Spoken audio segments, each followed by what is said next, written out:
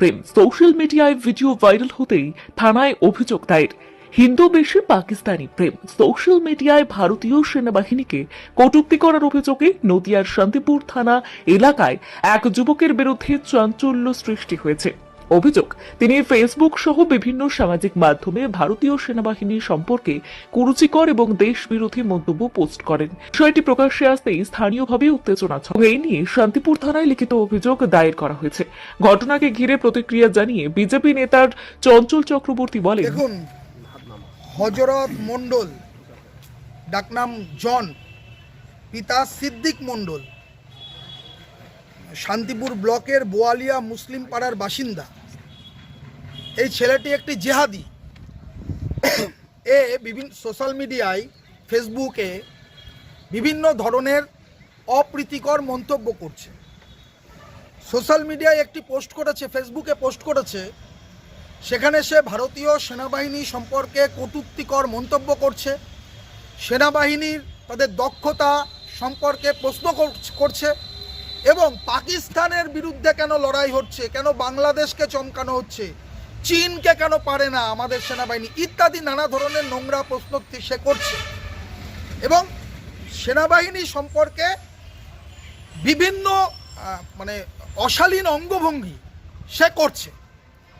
তারপরে ধরুন, সে সেজেছে হিন্দু, হাতে আমাদের মতো এরকম তাগা বেঁধেছে, গলায় রুদ্রাক্ষ নিয়েছে, মাথায় পাগড়ি নিয়েছে, হিন্দু সেজে সে হিন্দু ধর্মের প্রতি কটূক্তি করছে, নানা ধরনের বাজে মন্তব্য করছে, তাগাকে বলছে ন্যাকড়া ইত্যাদি বলে হচ্ছে হিন্দু ধর্মের ভাবাবেগে আঘাত করছে।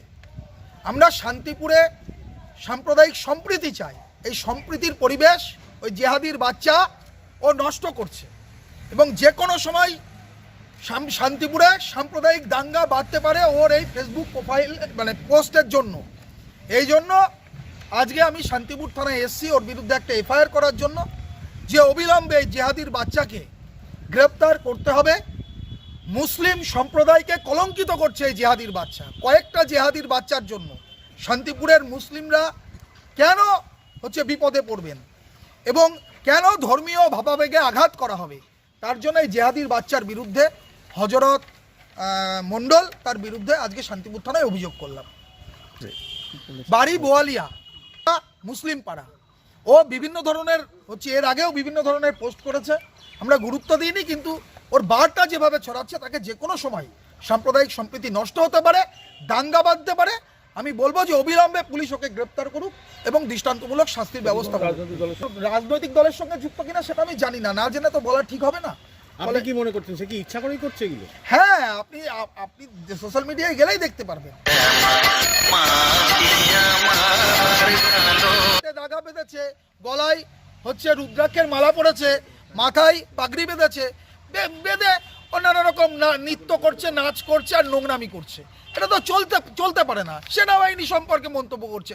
আরে ভারতীয় সেনাবাহিনী পৃথিবীর চতুর্থ বৃহত্তম শক্তিশালী সেনাবাহিনী, তাদের সম্পর্কে নোংরামি, যাদের জন্য আমরা রাতে ঘুমোতে পারি, তাদের সম্পর্কে মন্তব্য করছে। এটা করতে পারে না। আমি একজন সেনাবাহিনীর পরিবারের সদস্য, আমার নিজস্বভাবেও গায়ে লাগছে, কেউ করতে পারে না। এটা বড় বড় দেশের সঙ্গে কেন ভারত যুদ্ধ করছে না, কেন শুধু পাকিস্তান, কেন পাকিস্তানকে মারলে পরে দুঃখ হবে? খাচ্ছ এখানে ভারতে বসে, পড়ছো ভারতে বসে সব কাজ হচ্ছে, আর পাকিস্তানের ওপর পাকিস্তান আমাদের ওপর যখন আক্রমণ করে তার প্রত্যুত্তর যখন ভারত দেয় তখন তাদের দুঃখ হয়, যন্ত্রণা হয়। এটা চলতে পারে না। পাকিস্তান প্রেম জাগ্রত হলে পাকিস্তানে চলে যাও, আর না হলে পুলিশকে ব্যবস্থা নিতে হবে। এই জিহাদি কার্যকলাপ পশ্চিমবঙ্গে বাড়ছে, শুধু শান্তিপুরে নয়। আমি বলবো যে জিহাদি কার্যকলাপ বন্ধে পুলিশকে ভূমিকা গ্রহণ করতে হবে। কোনো জঙ্গি সংগঠনের সঙ্গে যুক্ত থাকতে পারে, কোনো জঙ্গি সংগঠনের সঙ্গে যুক্ত, হয়তো তারা করাচ্ছে, সাম্প্রদায়িক সম্প্রীতি নষ্ট করে দাঙ্গার পরিবেশ তৈরি করতে চাইছে শান্তিপুরে।